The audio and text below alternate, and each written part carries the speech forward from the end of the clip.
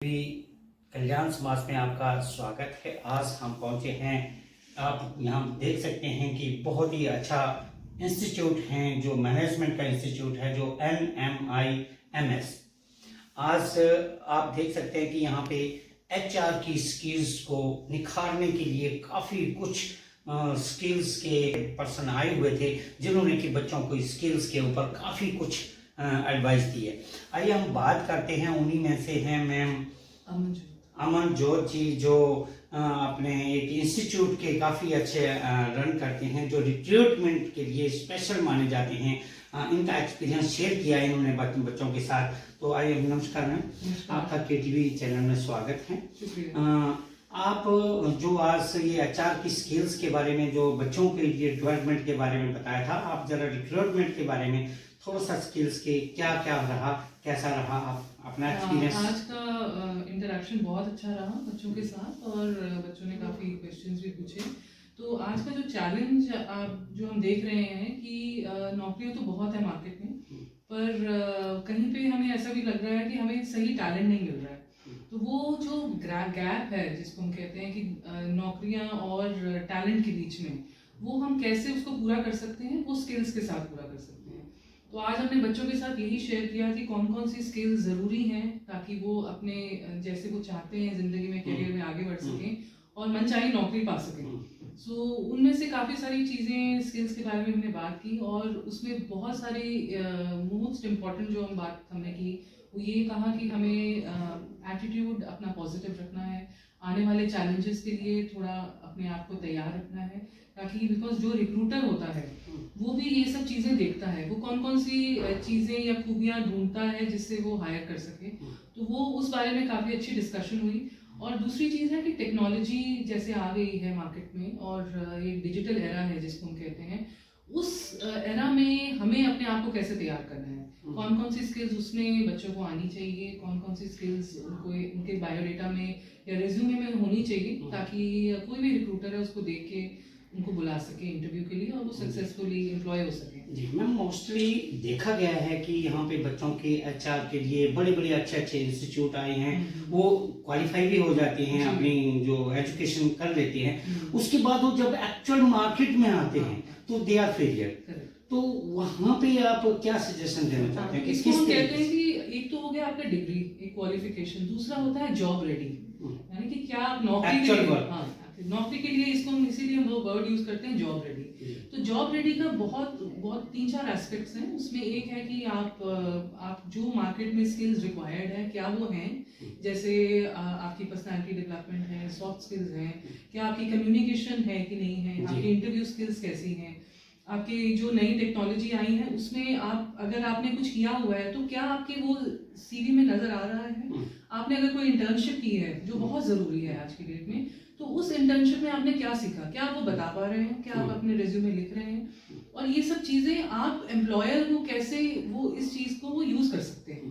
तो ये बता पाना, अपनी पर्सनालिटी डेवलप करना, आज की दौर की स्किल्स अपने रिज्यूमे में ऐड ऑन करना, वो बहुत ज़रूरी है, और प्रैक्टिकल एक्सपीरियंस। और बात इसमें आती है कि इंटरव्यू लेना और इंटरव्यू देना, both are the different parts. लेकिन आप देख सकते हैं कि जो HR होगा, और कई बार उसको देखने को मिलता है कि जो इंटरव्यू देने वाला है उसके ऊपर काफी हाई लेवल पे फ्रीक्वेंसी में होते हैं, तो उसको कैसे वो हैंडल करे, क्या टिप्स होते हैं आपके, उसको कैसे जज करेगा? 10 में से एक निकालना है क्रीम को, तो उसमें से क्या देखना पड़ेगा उसको? तो इसमें हम सबसे पहले एज ए इंटरव्यूअर मैं कहती हूँ कि अगर मुझे देखना है या रिक्रूटर मुझे देखना है, तो मुझे ये देखना है कि अगर जिसको मैं रिक्रूट कर रही हूँ वो मेरी कंपनी में वैल्यू ऐड कैसे करेगा।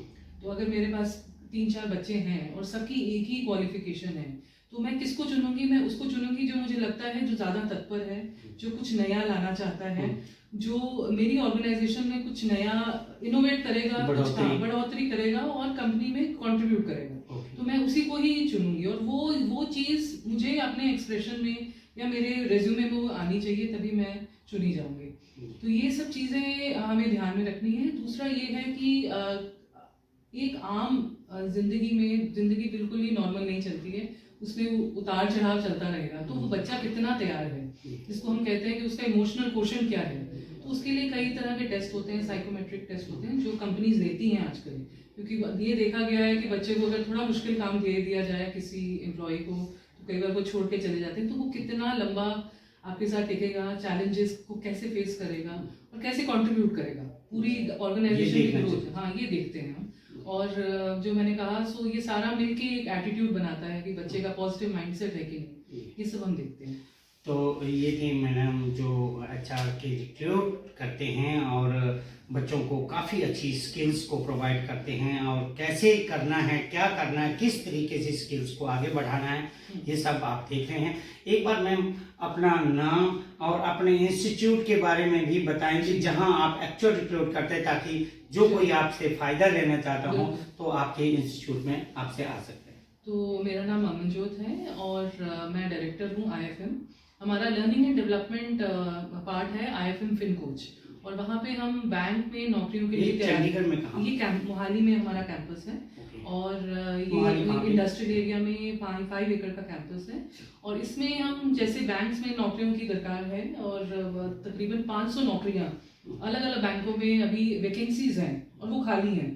और ये प्राइवेट बैंक्स की मैं बात कर रही हूँ, जैसे Axis bank, Yes bank, Kotak bank, इन सब बैंक्स में नौकरियों की बहुत जरूरत है। तो क्या आप बच्चे की कुछ स्किल भी डेवलपमेंट? तो हम ये करते हैं कि हम बच्चों को करके उनको तैयार करते हैं, ताकि जब वो बैंक में जॉब करें तो वो बिल्कुल तैयार हों और ऑर्गेनाइजेशन को भी टाइम ना लगाना पड़े। सो रेडी टू गो, जिसको हम कहते हैं कि जॉब रेडी करके उनको हम हैंड ओवर करते हैं। और इस केस में हम बच्चों को जो उनका लेटर है, अपॉइंटमेंट लेटर, ट्रेनिंग से पहले ही देते हैं।